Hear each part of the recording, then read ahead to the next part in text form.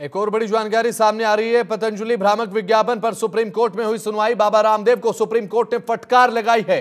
रामदेव बालकृष्ण के जवाब से कोर्ट संतुष्ट नहीं है, यह सुप्रीम कोर्ट की तरफ से कहा गया। सुप्रीम कोर्ट ने कहा आप केस हल्के में ले रहे हैं, हम केंद्र सरकार के जवाब से भी संतुष्ट नहीं हैं। बिना शर्त माफी का हलफनामा भी स्वीकार नहीं है। 16 अप्रैल को सुप्रीम कोर्ट में फिर से सुनवाई होगी। इन लोगों ने तीन बार हमारे आदेशों की अनदेखी की है, यह सुप्रीम कोर्ट का कहना है। और सुप्रीम कोर्ट ने यह भी कहा इन लोगों ने गलती की, इनको नतीजा भुगतना होगा और एक्शन के लिए तैयार रहें। सुप्रीम कोर्ट ने आयुष मंत्रालय को कड़ी फटकार लगाई है और कहा है कि आप अभी तक इंतजार आखिर क्यों कर रहे थे। सुप्रीम कोर्ट ने उत्तराखंड सरकार को भी फटकार लगाई है। सुप्रीम कोर्ट ने कहा है कि आपने कोई एक्शन क्यों नहीं लिया।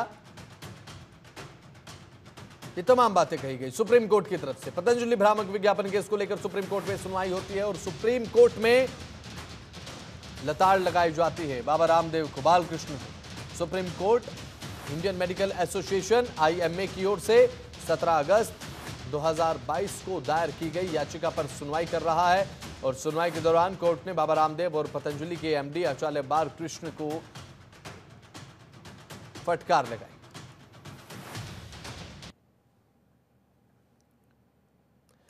तो पतंजलि विवादों में है।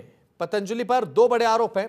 पतंजलि प्रोडक्ट कोविड-19 सहित बीमारियों और रोग को पूरी तरह से ठीक कर सकता है, यह विज्ञापन में दिया गया।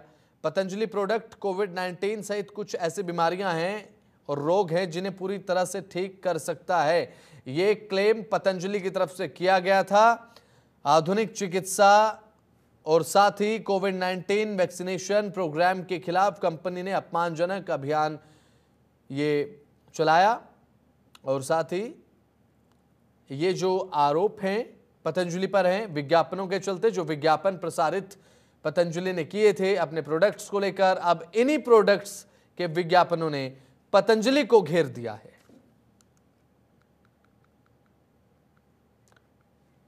तो मामला क्या है वो आपको हम बता रहे हैं। 10 जुलाई 2022 को पतंजलि ने एक विज्ञापन जारी किया।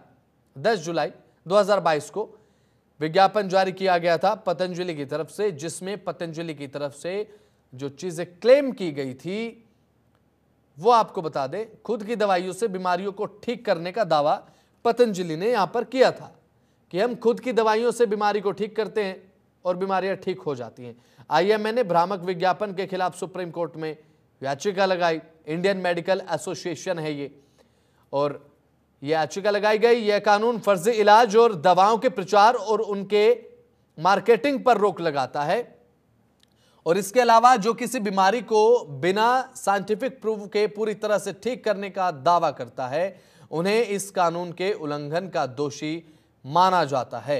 यह कानून ऐसे दावों को संज्ञेय अपराध की श्रेणी में रखता है। तो पतंजलि अब अपनी तरफ से जो विज्ञापन जारी करता है, 10 जुलाई 2022 को जो विज्ञापन जारी किया गया उसे लेकर अब पतंजलि घिर चुका है। सुप्रीम कोर्ट ने फटकार लगाई है बाबा रामदेव को और पतंजलि के MD बालकृष्ण को, और साथ ही कहा सुप्रीम कोर्ट ने कि आप केस को हल्के में ले रहे हैं, आपने कोर्ट की अवमानना की है, आप आगे के एक्शन के लिए तैयार रहें। 2018 में FSSAI ने पतंजलि को भी फटकार लगाई थी। FSSAI से भी 2018 में पतंजलि को फटकार लग चुकी है। गिलोय धनवटी पर 1 महीने आगे की मैन्युफैक्चरिंग डेट लिखी हुई थी, जबकि मैन्युफैक्चरिंग डेट जो थी वो 1 महीने पहले की थी, लेकिन इसे बढ़ाकर लिखा गया था। 2015 में नूडल्स लॉन्च करने से पहले FSSAI ने लाइसेंस नहीं दिया था पतंजलि को। पतंजलि को फूड सेफ्टी के नियम तोड़ने के लिए लीगल नोटिस दिया जा चुका है। कब कब विवाद हुआ पतंजलि पर वो आपको हम दिखा रहे हैं। 2015 में कैंटीन स्टोर्स डिपार्टमेंट ने अब आंवला जूस को अनफिट बताया था, जिसे पतंजलि बेहद नेचुरल तरीके से बनाया गया करार देती है। CHD ने अपने सारे स्टोर से आंवला जूस हटा दिया था। जब आंवला जूस को अनफिट बताया गया था उसके बाद यह एक्शन हुआ था। 2015 में ही हरिद्वार में पतंजलि घी में फंगस और अशुद्धियां मिलने की शिकायत भी थी। तो पतंजलि अपनी नेचुरल तरह से प्रोसेस किए गए जो फूड्स हैं, जो प्रोडक्ट्स हैं, जिन्हें लेकर दावा करता है, अब ऐसे में सवाल खड़ा होता है क्योंकि विज्ञापनों में भी तमाम दावे पतंजलि की तरफ से किए गए थे जो कि आज पतंजलि को घेर कर खड़े हुए हैं। तो ये तो बात हमने आपको पतंजलि की बताई। अब